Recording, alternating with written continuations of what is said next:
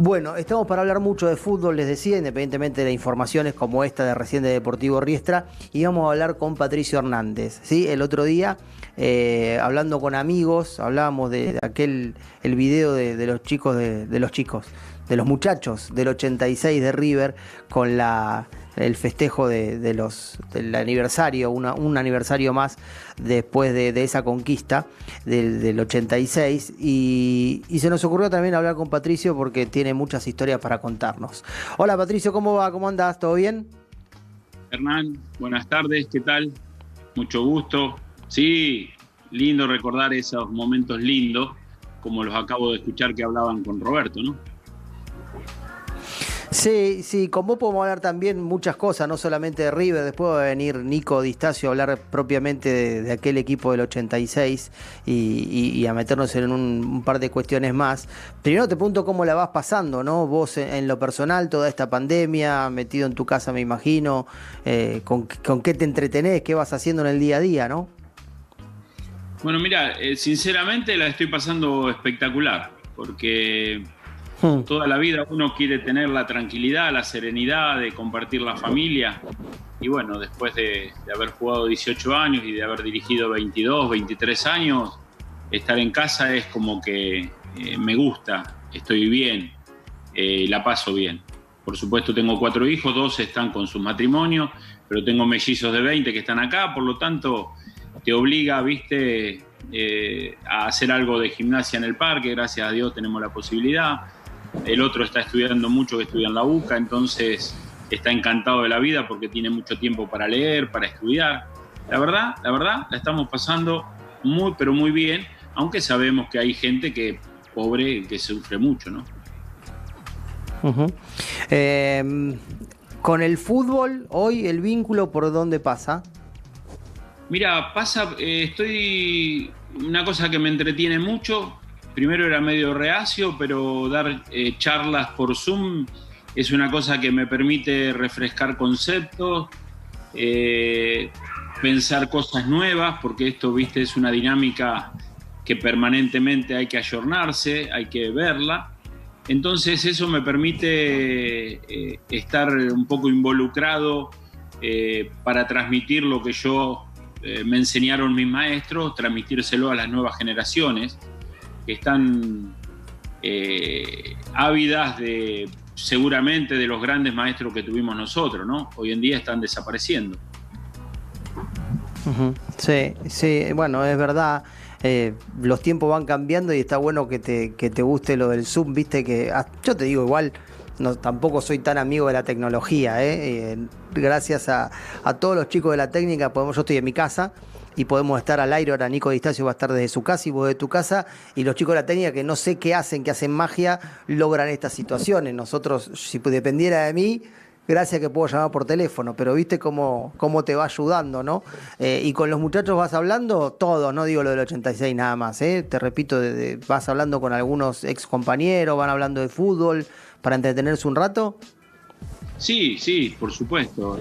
Bueno, estuvimos mucho tiempo, ahora es un poco más distanciado, pero tengo 2 o 3 compañeros míos italianos que realmente la pasaron muy mal porque están ahí cerquita de Milán, ¿viste? Entonces, con esos compañeros o ex compañeros que tenemos una relación de amistad, charlamos permanentemente, casi todos los días, ¿viste? Ahora están un poco más relajados. Después, bueno, yo me crié en Estudiante con Miguelito Russo, permanentemente también estamos charlando. Y mucho con tenemos un grupo de River del 86 que nos ayuda para entretenernos, reencontrarnos. Bueno, fuimos muy felices ese tiempo que estuvimos ahí. Entonces contamos anécdotas, charlamos, recreamos cosas, nos peleamos con los uruguayos, que son unos amigazos extraordinarios, pero a través que el dulce leche ellos dicen que es de ellos, que Gardel, que Leguizamo, que Falero, entonces nos entretenemos todo de ello, cuidando la cultura popular. Está muy bien. ¿Y por qué no dirigiste más? ¿Qué pasó? ¿Por qué te alejaste tanto? Ya, yo siempre dije y lo pienso. He sido tan feliz con la pelota de fútbol, desde toda la vida, pero desde los 15, 16 años que llegué a Estudiantes de La Plata, que en los últimos tiempos, si bien me preparé mucho para ser entrenador de fútbol, para ser docente, para ser director técnico, que yo no quiero que algunas personas que manejan el entorno en la actualidad me terminen haciendo mal a lo que yo siento al fútbol. Entonces es una manera un poco de preservarme, ¿no? De preservarme. Porque mis ideales, mis sueños, mis proyectos, cuando vos hablas de proyectos, a nadie le interesa, ¿viste? Entonces, no quiero que me termine haciendo mal el fútbol. Entonces quiero seguir conservando, y puedo, ¿no? Por otro lado, puedo.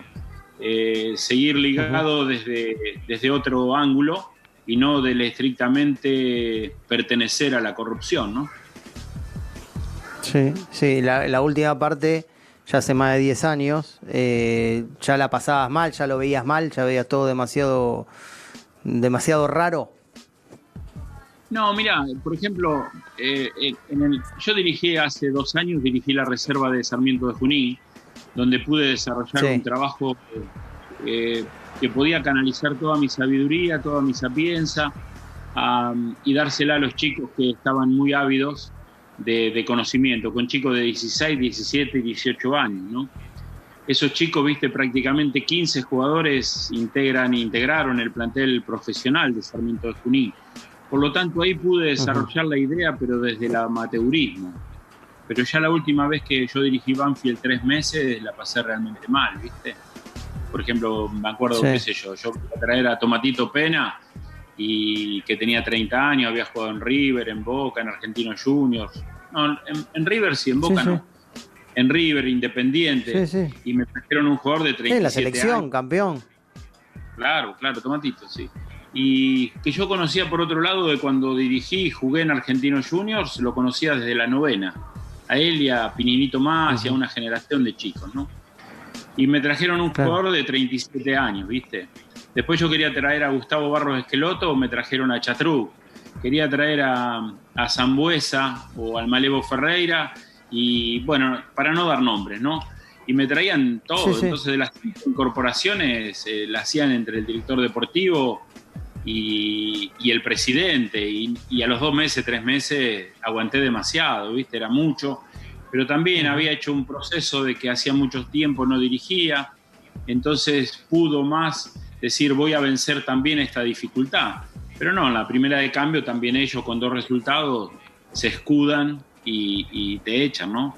Y bueno, así está manejado y yo creo el fútbol, ¿no? Sí, además hoy es muy difícil entrar en el circuito otra vez, ¿no? La sensación es como que cada vez es más complicado, lo hemos hablado con varios entrenadores, que es muy difícil meterse a veces en la rueda del fútbol argentino, viste que hay 30, 32, 34 nombres que van dando vueltas siempre lo mismo, de repente salen 2 o 3 y vuelven y entran otros 2 o 3, pero como que es difícil meterse en la rueda, independientemente que vos hoy evidentemente no querés, ¿no? Yo creo que no sé si es tan difícil aceptando cosas, te reitero, yo le llamo prostitución, yo le llamo una cosa que el negocio termina matando al futbolista, ¿no? Entonces, en ese sentido, no quiero participar, pero lógicamente que si vos vas a los lugares, aparecés, haces reuniones, te vas acercando y todo, no creo que sea imposible. Hay muchísimos, pero muchísimos equipos. Está el Nacional B, está la Primera B, está la Primera C, pero de una u otra manera siempre necesitan gente afín a hacerle las cosas fáciles a ellos, ¿viste? Y bueno, en ese sentido, ojo, que yo también puedo no trabajar, pero el futbolista está desprotegido, ¿viste?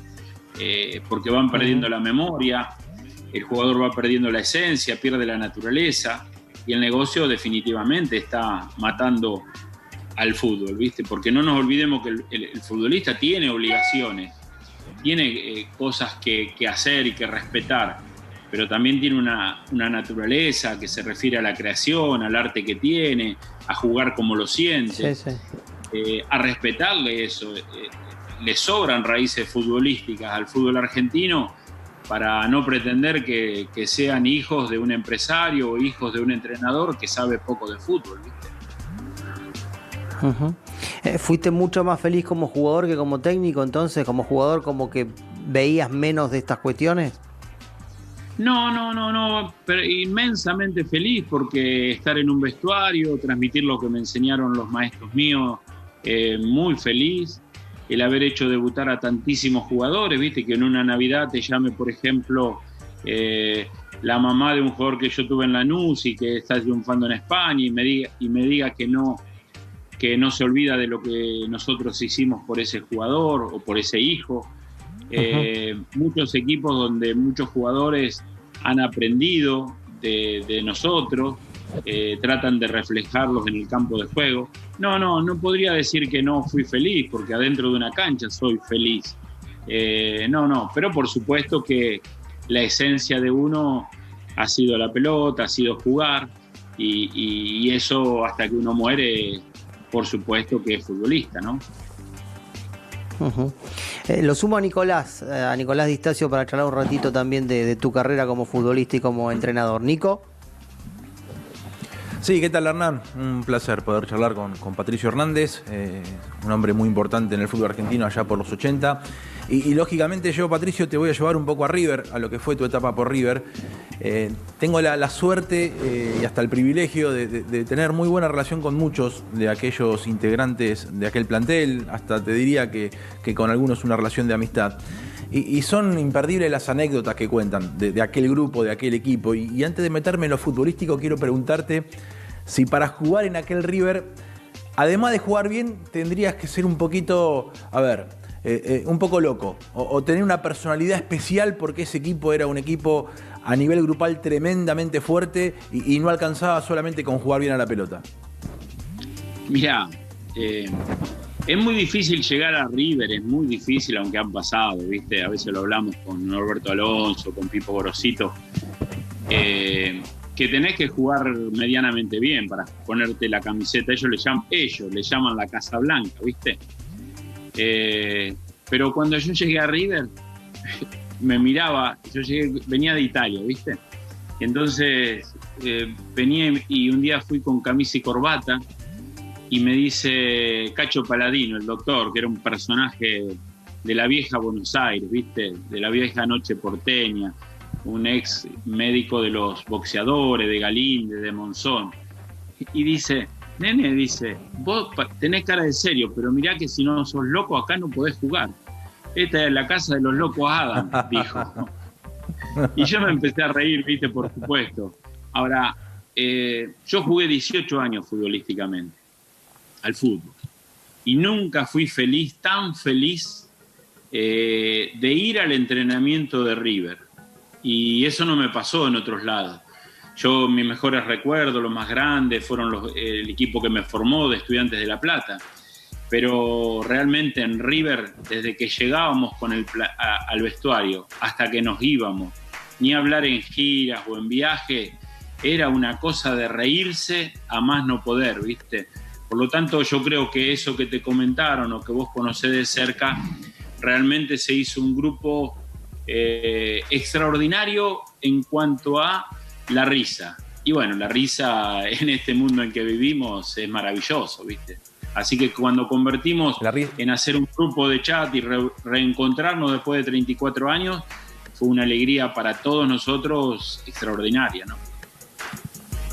Dicen que la risa puede todo, y me imagino que para el armado de un grupo la buena onda entre sus integrantes es fundamental. Y tenían un técnico que me imagino que también aportaba mucho a esa risa o a esa felicidad, porque el Bambino también era un lindo loco. Pero ¿es cierto que andaban armados, por ejemplo? Que salían al balconcito de la concentración algunos de tus compañeros y tiraban tiros al aire hacia el río, o que cuando iban en algún micro, algún partido caliente, en el botinero había alguna cosita de esas. ¿Puede ser o no? Mirá, yo antes te quiero hacer una aclaración, porque yo en el momento no lo valoré al Bambino Veira en la dimensión que tiene este gran personaje del fútbol, ¿no? Yo venía más de la escuela de estudiantes de La Plata, ¿viste? Y ya alguna vez, por ejemplo, en el año 74, 76, hablando con Osvaldo Subeldía, le preguntábamos sobre cuando dirigió a Huracán, y sin nombrarlo, porque era un hombre que no daba nombres, decía, yo hay ciertos jugadores que no lo puedo hacer correr. Si no es con una pelota de fútbol y en un partido de fútbol, no los puedo hacer correr. Entonces a mí me había quedado toda esa imagen del poco trabajo y yo, sin que haga nombre, yo se la endilgaba al Bambino Veira, ¿no? Pero con el correr del tiempo, para administrar el talento y administrar un grupo tan complejo, porque no te olvides que ese grupo venía con 5 campeones del mundo, o 6 si ponemos a Galíndez. Venía el Beto Alonso y el Tolito Gallego, que era el capitán, como jugadores del Mundial 78. El Negro Enrique, Neri y Oscar Ruggeri, que eran 3 que venían fresquitos del 86. Más Galíndez, otro tipo que el masajista era un tipo ganador, un tipo que cuando vos estabas jugando semifinales o con los Peñarol o con Wander, que estábamos Barcelona de Guayaquil, hoy ganamos, decía, ¿viste? Y mientras masajeaba, le veo una serenidad, una tranquilidad. Y él venía de ser campeón del mundo con Bilardo también en México 86.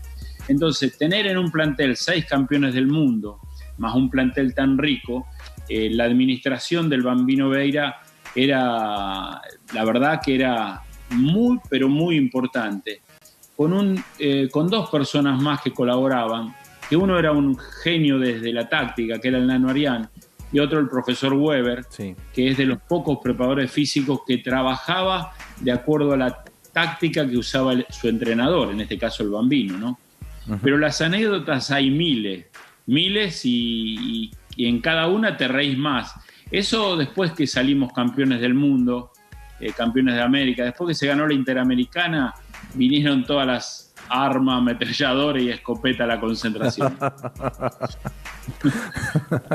A ver, está bueno esto que marcabas vos de la felicidad. Viste que hoy, quizás en esta época, nosotros tratamos mucho más, a ustedes los disfrutamos casi que como hinchas, hoy nos toca más de un lado más profesional y periodístico, y es muy normal ver jugadores fastidiosos porque no juegan. O es muy normal ver jugadores con mala cara porque no les toca jugar, sobre todo si esos jugadores tienen cierto cartel y cierta espalda. Vos en aquel equipo eras un nombre importante porque habías hecho una gran carrera en Estudiantes, habías hecho selección argentina, estuviste en el Mundial 82, venías de Europa y sin embargo no te tocaba jugar tanto con el equipo principal porque bueno, te tocó estar con el Beto Alonso, que el Beto en River era una cosa inamovible y sin embargo recién remarcaste que ibas feliz a los entrenamientos. Esa es una cuestión a tener muy en cuenta a la hora de analizar el éxito de un equipo, no solamente por cómo juega, sino también por cómo suman aquellos que no son titulares o que no les toca jugar seguido. Por supuesto que sí, que suman y mucho. Nosotros nos educamos en Estudiantes de La Plata, ¿viste? Y tanto Carlos Salvador Vilardo, Raúl Madero, que muchas veces era el médico nuestro, Carlos Pachamé, era toda una generación de que el respeto hacia el entrenador era sublime, ¿viste? Lo que ellos decían, nosotros que éramos jóvenes lo aprendimos así, era de respetar las decisiones del entrenador. Entonces también aprendimos que uno tiene que sumar desde el lugar donde esté. Y en ese sentido, yo venía también de Italia, donde una gran profesionalidad. Entonces respetar los criterios del entrenador es parte de ser una buena persona y responder a la moral del contrato que uno ha firmado, porque uno cuando firma un contrato no dice si va a ser titular o suplente, pero sí éramos muy felices, acompañábamos desde el lugar donde teníamos que estar y te diría que en la semana, te lo digo con certeza, nadie pensaba en la titularidad y en la suplencia. Eran todos iguales, muy parecidos. Después se respetaba a los 16 en ese momento que decía el Bambino y no había ninguna dificultad, ninguna. Pero mirá que hay planteles donde incluso me tocó en el Mundial 82, había ciertos jugadores con una cierta personalidad que no estaban serenos, no estaban tranquilos. Y el que jugaba en su puesto venían de ser campeones del mundo en el 78. Por lo tanto, yo creo que en ese River se formó, sí, un grupo humano muy, pero muy compacto, ¿viste? Costaba entrar en ese equipo, ¿no? Porque casi que salía de memoria. Vos repasás la formación y al Negro Enrique, a Gallego, al Faro, al Beto, al Zamendi, Centurión o Funes, cuando después llegó, casi que jugaban todos los partidos porque el equipo estaba realmente bien. ¿Por qué crees que son o fueron campeones de América y derribaron ese mito tan difícil para River que era no poder ganar ese título internacional? Porque ustedes al club le dieron la primera Copa Libertadores en su historia. Mirá, yo creo que cuando yo llegué a River, venía de Italia y voy a hablar con Santilli. Estaba que con el tiempo un presidente de mucha personalidad. Estuvimos hablando unos 45 minutos del fútbol italiano. 1 hora. Y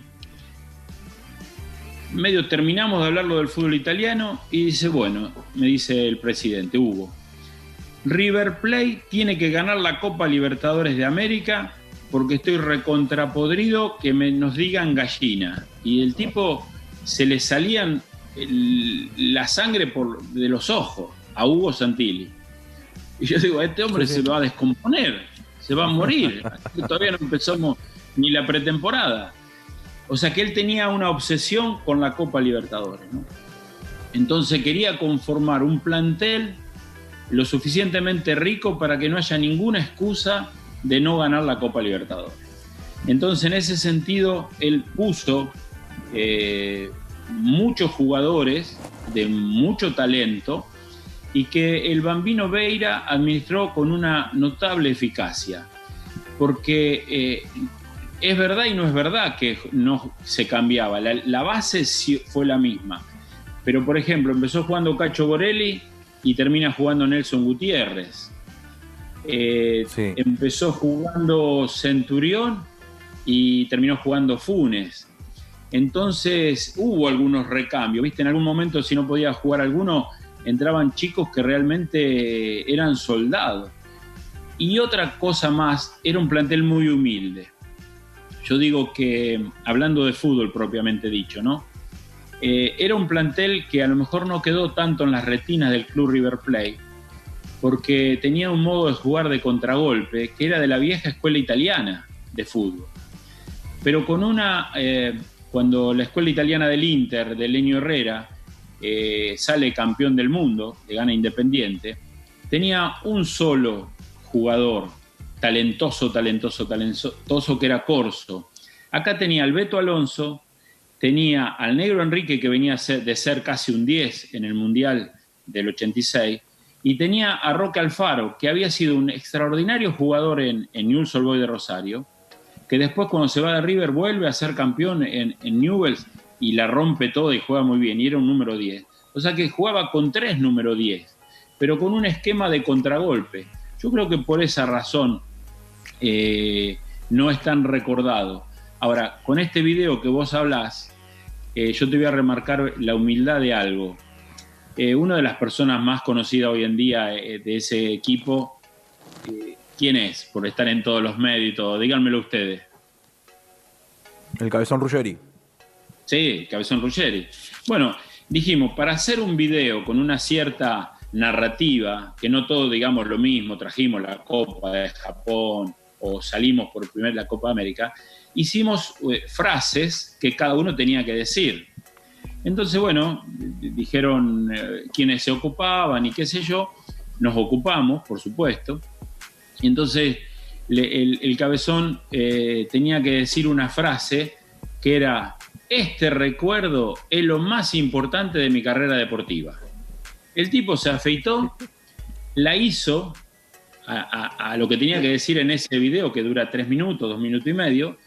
Lo que él dijo duró 4 segundos, 5 segundos, y después a la noche en el grupo decía: Neri, ¿cuál es el día más feliz de mi vida? ¿Por qué me hacen decir esto? ¿Qué te quiero decir? El tipo que salió campeón en todos lados, que fue un monstruo, fue uno de los, me animo a decirte, uno de los zagueros más importantes en la historia del fútbol argentino, pero no solo por cómo jugaba, sino por todo lo que une, por todo lo que reúne permanentemente, con la alegría en que vive. El tipo aceptó sin chistar nada lo que le dijimos, lo hizo y después andaba preguntando, ¿pero cuál? No sé, pregúntale a Patricio, pregúntale a este. Pero ¿cuál es el día más feliz de mi vida? Esa es una anécdota de que hoy es un tipo, lo que es, ustedes lo dijeron, ustedes adivinaron, y que esa humildad fue característica en todos, sin excepción, los integrantes de ese plantel de River 1986. Ahora me voy a meter con ese video para hacerte una pregunta muy puntual, pero cerrando el tema del capítulo de la Copa Libertadores del 86. Viste que siempre queda en la retina, en cada campaña deportiva exitosa, el partido final. Como que el torneo se ganó en ese partido, no sé, la final del 86 con Alemania para Argentina, la final de River con Boca en Madrid hace poco. Yo, sin embargo, siento, repasando aquel torneo, que esa copa, más allá de que América de Cali era un rival tremendo y de hecho jugó 3 finales consecutivas, que esa final la ganan en la cancha de Vélez en la semifinal con Argentinos Juniors. Como que ese fue el partido quiebre de esa Copa Libertadores, porque fueron dramáticos, fueron 3 partidos en donde River no le pudo ganar a Argentinos, de hecho no le pudo hacer un gol, y sin embargo termina pasando después por diferencia de gol. Pero yo creo que ahí fue el quiebre, o ahí es donde terminan de empezar a conseguir esa copa tan deseada por Santini, por la gente y por todos ustedes. ¿Puede ser? Fue un partido, el único partido. Yo estuve en el banco ese día, estaba haciendo el precalentamiento y estábamos muy nerviosos, pero muy nerviosos, porque era un partido que nos habían ganado 2-0 en la cancha de River y pegaron 2 tiros en el palo, uno del Guiño y uno del Checho Batista. Por lo tanto, ese fue un partido el único partido donde River no fue protagonista y estuvo al borde del knockout, ¿viste?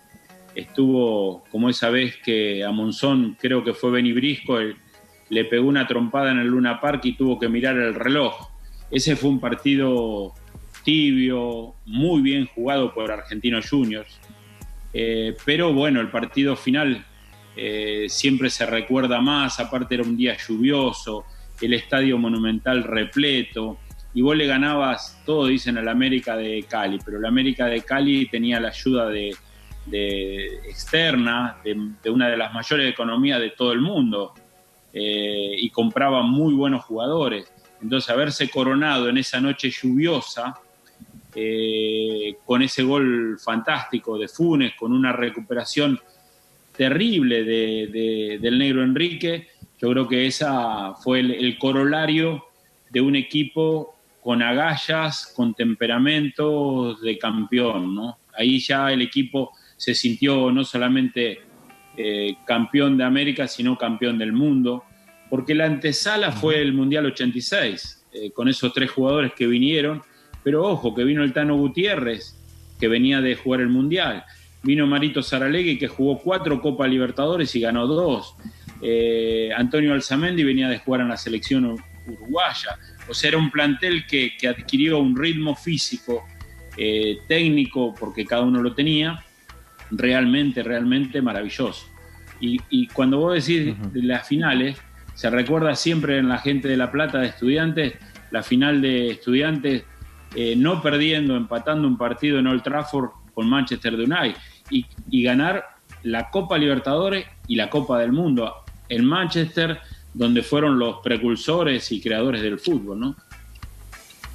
Sí, sí. Y en cuanto a Japón, a esa Copa del Mundo que es la única que hoy River tiene, sé que a vos no te tocó estar porque creo que estabas lesionado, no pudiste viajar, no pudiste formar parte del grupo, si no me equivoco, pero hoy también sentís que con el tiempo, no digo que se la olvida, porque me parece que en River hay que recordarla permanentemente, pero tal vez algunos quieren minimizarla por no habérsela ganado a una potencia europea como son los clubes que tradicionalmente llegan a esa final, y aquella vez tocó un rumano. No, lo que pasa es que los rumanos ya habían eliminado a Barcelona y a todos los equipos más importantes de Europa, ¿viste? O sea, le ganó a los Milan, a los Juventus, al Inter, al Milan, al Real Madrid, al Barcelona, a los equipos de Portugal. O sea, para llegar a Japón había que ganarle a todos. Lo del Estenau de Bucarest le ganaron a todos y se enfrentaron con River. Y a River le daba lo mismo, enfrentar a cualquier rival le daba lo mismo. A mí muchas veces preguntan, viste ustedes, más en esta etapa de cuarentena, comparable, quién le podía haber ganado, quién le podía haber hecho, quién había sido un rival muy difícil para ese River del 86. Y todos hablan del Boca de Bianchi. Y el Boca de Bianchi no le hubiera hecho nada a ese River. River le hubiera ganado, yo no te digo fácilmente porque es difícil de probar, pero Palermo, su gran arte era la cabeza, el cabezazo. Y Ruggeri y Gutiérrez habían marcado a los mejores del mundo y venían de un mundial, o sea que no hubieran hecho. Los dos laterales nuestros, Montenegro y Gordillo, eran dificilísimos de pasar. Entonces, Guillermo Barros, y no pasaban mucho al ataque. Entonces, Guillermo Barros Esqueloto o Delgado no hubieran sido grandes rivales para nosotros. El mismo Riquelme se hubiera tenido que enfrentar hipotéticamente, ¿no? Jugando en cuarentena con el Tolo Gallego, que no estaba en su mejor momento, pero el negro Enrique se tiraba por el lugar de Alfaro y le hubiera costado encontrar los espacios. Por lo tanto, yo creo que sí, el Vélez de Carlitos Bianchi, ese que tenía al Turu Flores y a Assad arriba, que no hubieran sido referencia para Gutiérrez y Ruggeri, le hubieran generado alguna dificultad más importante que ese Boca, ¿no? Pero reitero, River le ganó al que llegó de los mejores equipos de Europa. Por lo tanto, ese mérito es innegable, ¿no? Sí, está bueno el juego, porque sobre todo tenés argumentos, o lo explicás muy bien, porque si no uno también puede tirar por tirar y queda hasta en una cuestión de simpatía por una camiseta o por un equipo, o el hecho de, como yo formé parte de este equipo, hablo bien de esto, pero está buena la explicación que das desde lo futbolístico, de cómo se anularían las principales virtudes del rival. Y vos sabés que en esto de los juegos se ha dado también, sobre todo en muchos de tus compañeros de aquel equipo. A ver, no digo que un comentario que posiblemente genere divisiones, pero que posiblemente para algunos sea innecesario. El hecho de decir, el River nuestro al River de Gallardo le ganaba fácil. Sé que lo dijo Neri, o que habló algo también el negro Enrique, el cabezón Ruggeri lo ha expresado. Bueno, hay 4 o 5 futbolistas que se han encargado de esto. A ver, esto es una cuestión de querer rivalidar lo de ustedes cuando se expresa de esta manera. Esto es una cuestión de decir, bueno, miren que acá estamos, no nos olviden, miren que nosotros hicimos todo esto, o es simplemente un pensamiento futbolístico en el cual ustedes se sienten realmente mejores que otros equipos.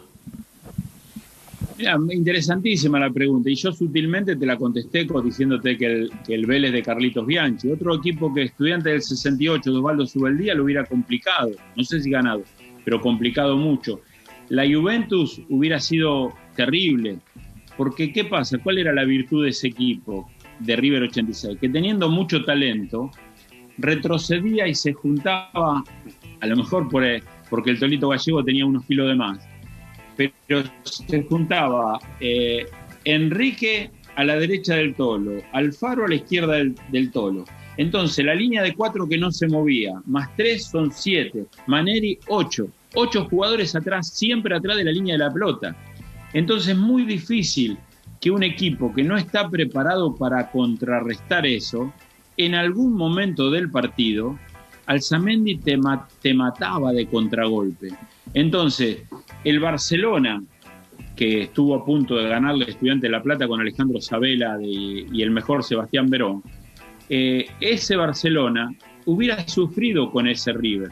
¿Por qué? Porque Antonio Alzamendi fue un gran goleador, no solamente de la selección uruguaya o de River, pero fue también de Independiente.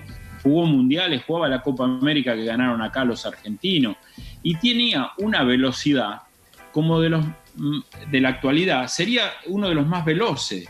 Y agarrar a Jordi Alba, a estos jugadores del Barcelona, así con todo el equipo lanzado al ataque, le hubiera costado muchísimo. Entonces yo creo que es muy difícil de probar, ¿viste? Aparte es también como discutir el sexo de los ángeles o la bocina en los aviones, ¿viste? ¿Tiene sentido discutir eso? Yo digo que para elogiar a los abuelos, no tenés, a los nietos, no tenés que defenestrar a los abuelos. Entonces, ese River de esos muchachos que fueron a Japón, y yo no fui, porque no fui elegido por el Bambino, no estaba lesionado, tenía un problema en un tobillo, pero no era determinante. Entonces no tiene mucha validez. Yo creo que ese River le dio la primer Copa Libertadores de América al club, esos jugadores, ese Fito Cuiña, que era un dirigente, que era como un hermano mayor nuestro, Hugo Santilli, que se comportó como un señor, como muchas veces discutiendo premios nos lo ha hecho saber, que nos daba más plata que la que ganaba la selección argentina por ser campeón del mundo, con Maradona incluido. Entonces se juntaron muchos condimentos para que ese River quede en la historia, como queda la máquina de River, como quedan los River del 96 con Enzo, Ramón Díaz, y como quedan estos River en la actualidad. River Plate era muy importante, uno de los equipos más importantes en la historia del fútbol mundial, antes del 86, y lo seguirá siendo después del 86. Uh-huh. La última que te hago, Patricio, y le devuelvo la conversación a Hernán. Se van a cumplir el año que viene 35 años de esta historia, de la Libertadores del 86, de aquel campeonato argentino del 86, porque aquel equipo ganó las 3 competencias ese año, y de la Copa del Mundo del 86. Aprovechando que estás en un canal que por suerte se mira y mucho, te pregunto, ¿qué te gustaría que haga la dirigencia de River el año que viene para recordar los 35 años? Viste que los números redondos siempre tienen mucho más efecto.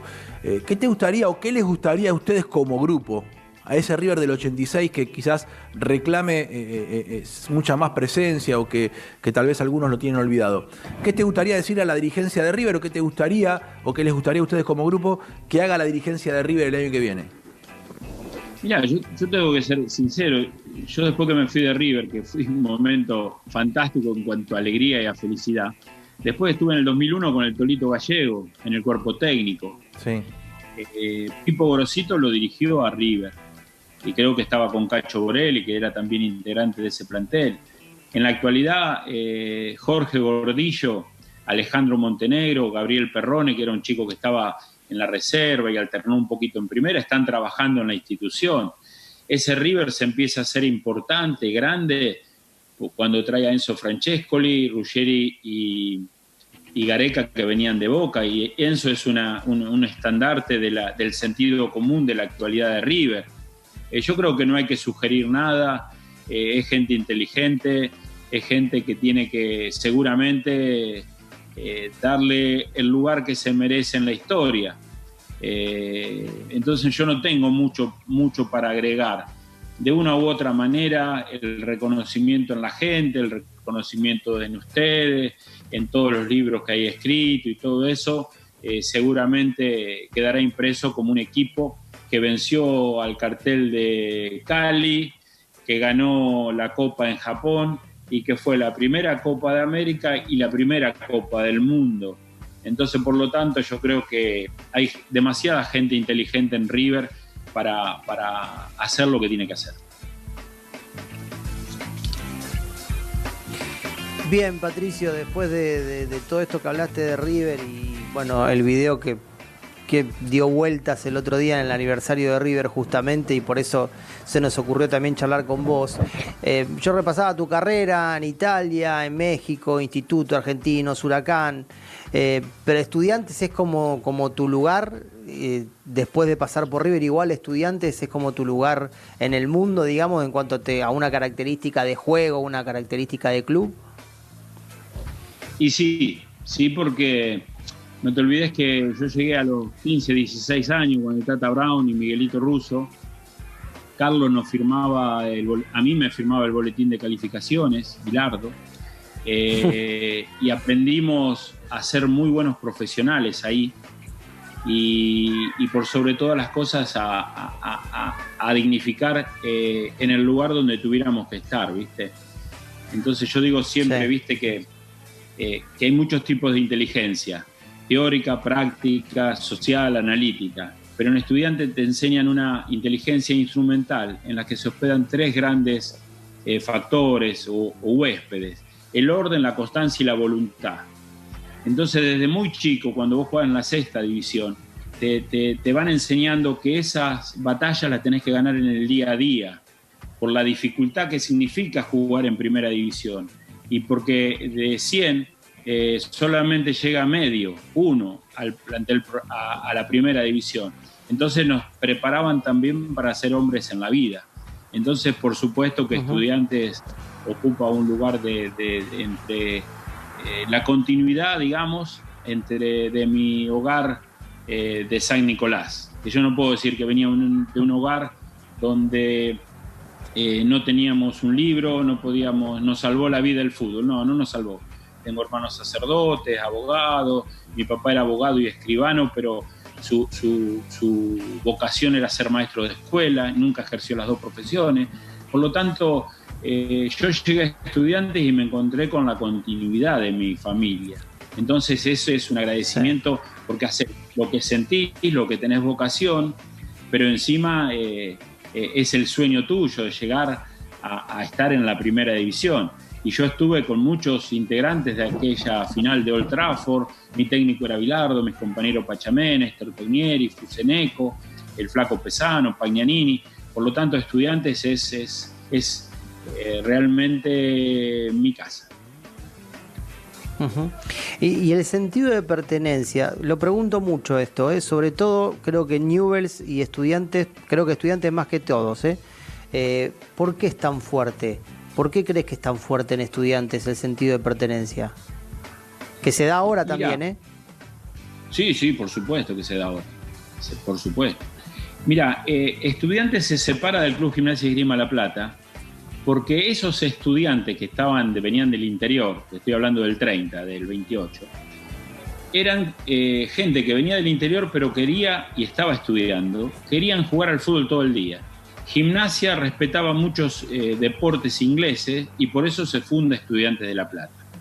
Al pertenecer y al hacerse ese equipo allá en los albores de siglo, hace que como había mucha gente del interior, se integraban mucho con los chicos de La Plata. Entonces era muy común que los que venían a estudiar afuera vivían, si jugaban bien el fútbol, que vivieran con los chicos de la ciudad. Entonces se empezó a hacer una mancomunión, una familia. Entonces se empezaban a reunir en un famoso ochava donde había un pino. Entonces se reunía cuando venían de Trenquelauque los padres de Nolo Ferreira, se reunían en el pino a lo mejor con los padres de los compañeros que los hospedaban en sus casas. Y de ahí nace un poco la familiaridad de Estudiantes de La Plata. Y después hay muchas cosas que van alimentando.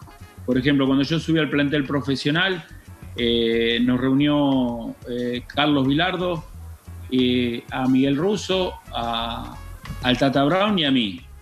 Y nos dijo en ese lugar, en ese pino, en ese lugar simbólico para todos los que somos de Estudiantes, esto es una familia, la contracción al trabajo, con 40 grados de fiebre se trabaja, con 52 también. Si no estás muerto tenés que entrenarte, tenés que seguir, van a pasar al plantel profesional.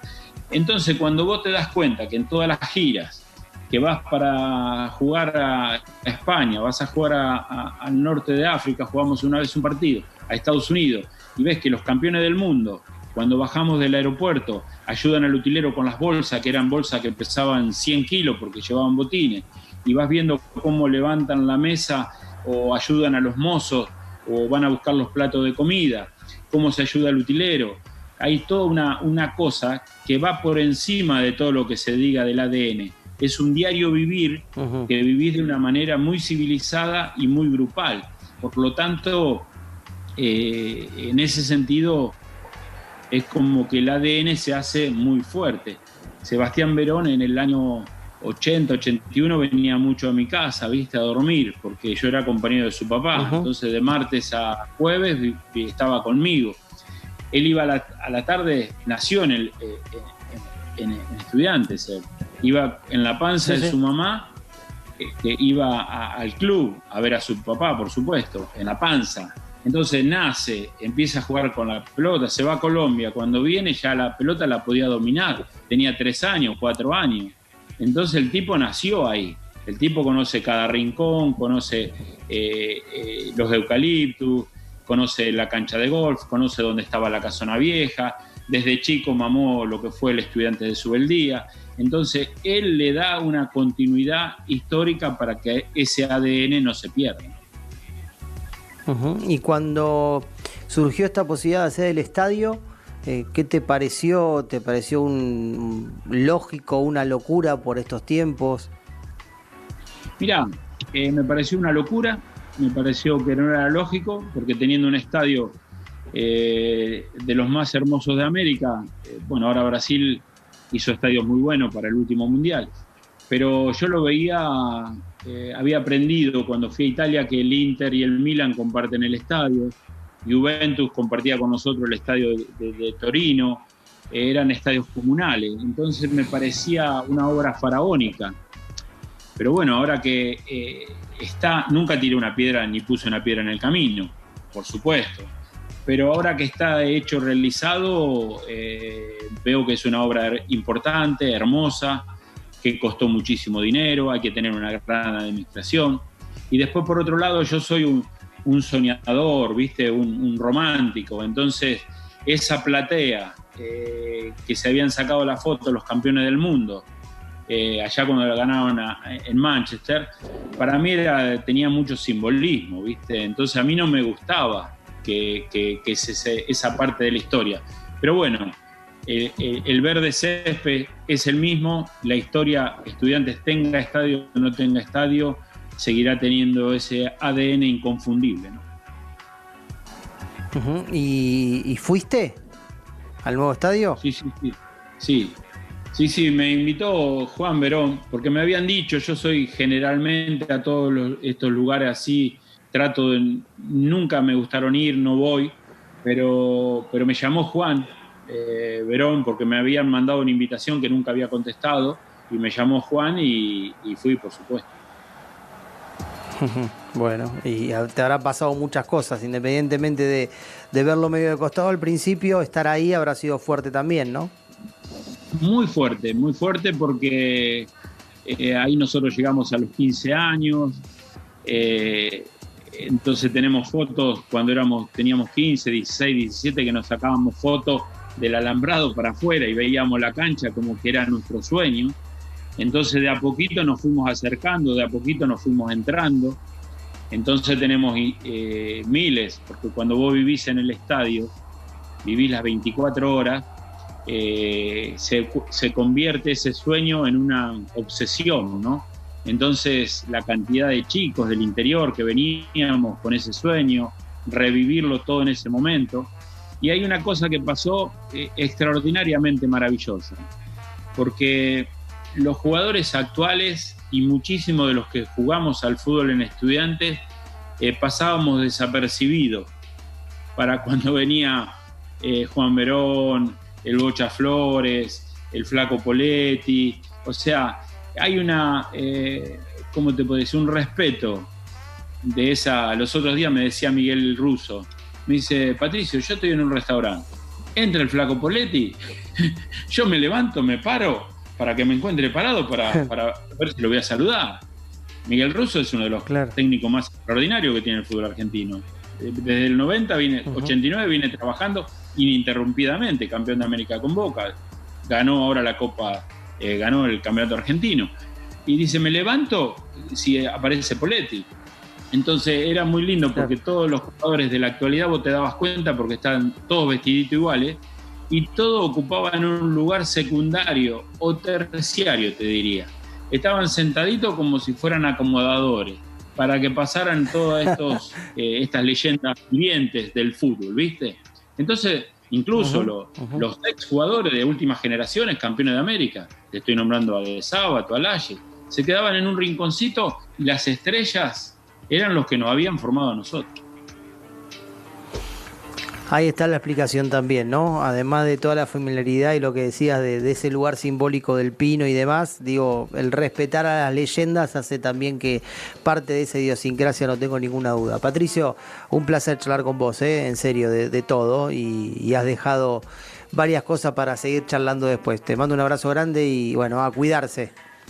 Bueno, nos vamos a cuidar, importante que todos nos cuidemos, que no perdamos la paciencia en las familias, y lo mismo que hizo aquel plantel de River Plate, por la cual ustedes me hicieron así la entrevista, es que seamos útiles desde el lugar que tenemos que estar. Y en este caso la familia es no traer un problema, es traer una solución. Un abrazo muy grande.